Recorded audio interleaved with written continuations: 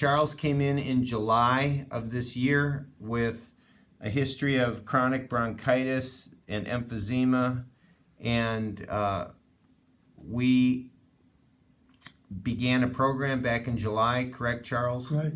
And part of Charles' history is interesting. His chronic bronchitis and emphysema issue started all the way back in 2009. Charles was a welder, right? For how many years? That's all I done. Yeah, his entire life he was a welder, so 40 plus years probably. Yeah. So he was around breathing in, particulate matter, et cetera, and his breathing got progressively worse. Around 2009, 2010, he was diagnosed with chronic bronchitis and emphysema. Right. And in 2012, it got to the point where they said you needed oxygen at home. Is that correct? Correct. Okay. And why don't you pick it up from there? Oxygen at home. So then how did you start using the oxygen at home? Well, I started at night, just at night. And then that seemed to work out okay. And then I do have another portal when I use during the day. And I did that when it was real hot weather. But as time went on, it kind of set that in the side. I haven't used it. More recently, since you're feeling better. Right. Yeah, so just for clarity, Charles had been pretty much on his oxygen at night consistently up until just yesterday. You said you decided, because you felt so much better, that you decided you didn't want to use oxygen last night. Is that true? That's true, yeah. And how did it go sleeping last night without oxygen? Right, good. It went fine? Yeah. And do you know what your oxygen saturation was last night? That was between 91 and 93. 91 and 93. And what had it been in the past? Do you know? I don't remember. Don't remember. No. Okay. And the other interesting thing is Charles told us when he came down he'd have a severe morning cough. And when he'd wake up in the morning, and a lot of thick phlegm. Well, yeah. And what percent improvement, Charles, would you say that is after starting in July and we're now in October? A good 50%. A 50% or more improvement in the severity of the coughing? Yeah, and also coughing up. And the thickness and coughing it up. Yep. Does that make getting up out of bed easier in the morning? What I mean is it better in the morning not having the cough happening? Right, yeah. Yeah. That's better, yeah. Awesome. And then you said back in July that 15 to 20 steps, something like that. I have a note that it would be difficult to walk beyond 15 to 20 steps without stopping and catching your breath. Yeah. What's happening now? Now I can go way beyond that. Now, tell the story you told me on the phone a week or two ago about the rain. When it was raining and you were at the clinic and the park. Yeah, it was raining, so I ran to the car. And how far did you run? Oh, that was probably about from, let's see.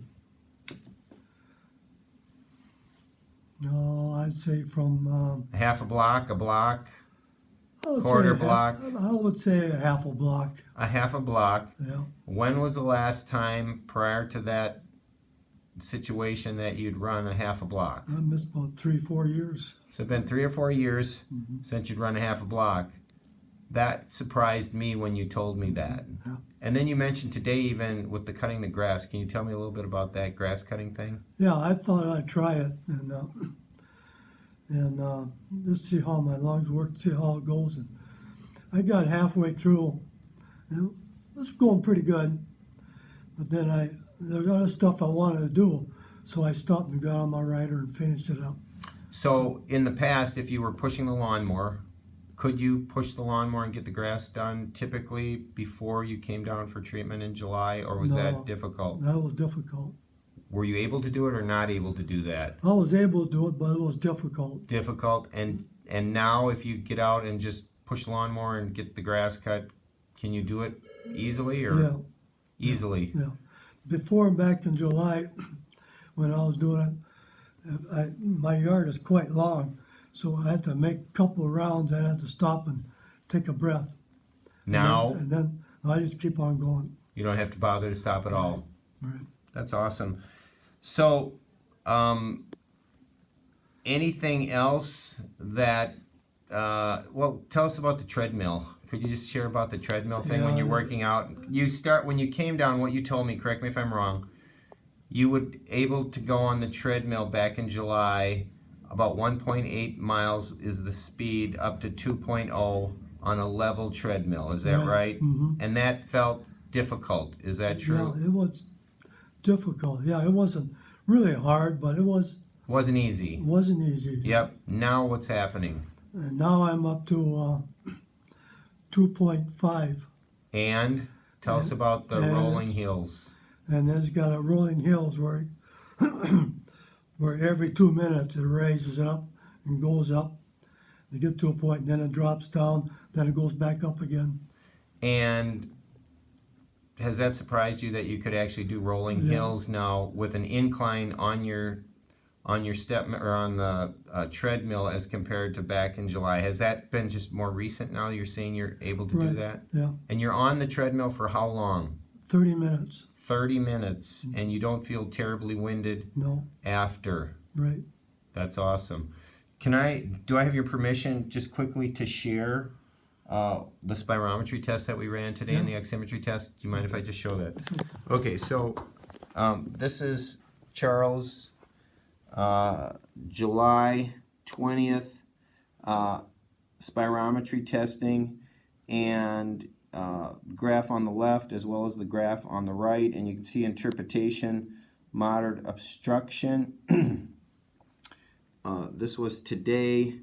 This is the change as of 10/16/2018, and his curve has dramatically increased. The interpretation has gone from moderate obstruction to mild obstruction, and his forced vital capacity and his expiratory volume, all these numbers have shifted in a positive way, and there's been a nice change in a 3-month period of time for someone who's had a almost 10-year history of chronic bronchitis and emphysema. Charles, do you want to just share just real briefly as we kind of wrap this up? You came down, we did lab work, Yeah, we did food testing, right. and we changed your diet all around. How hard has it been to kind of do the different things that I've asked you to do? First week was kind of hard, but when I get into the routine and finding the different stuff I need at the grocery store, it got easier. Easier. Yeah. So, has it been pretty easy now, especially that you've been at it for 3 months? Yeah, it's easier now. And how tough has the diet been? And taking the supplements, if you had it, was it mildly difficult, moderately difficult, or not difficult at all? Not difficult at all. All right, awesome. Do you have any advice for anyone who might be watching a video like this saying, well, I wonder if this could help me? Do you have any advice for anyone with chronic bronchitis or emphysema or COPD or anything? Yeah, I do. I would come down and have you do the exam and check it out. Do the complete exam, the blood test, and the food sensitive test. Yeah, It's been a real win for you, hasn't it? yeah. Yeah. So, Charles, thank you so much for sharing. I do have to share your beautiful bride with the audience just real quick. Karen, hi. Hi. This is Charles' right-hand person. Going step to step with him on this journey. So, do I have your permission to share your story with doctors, other doctors, students, or patients anywhere? Yeah, Any restriction on that?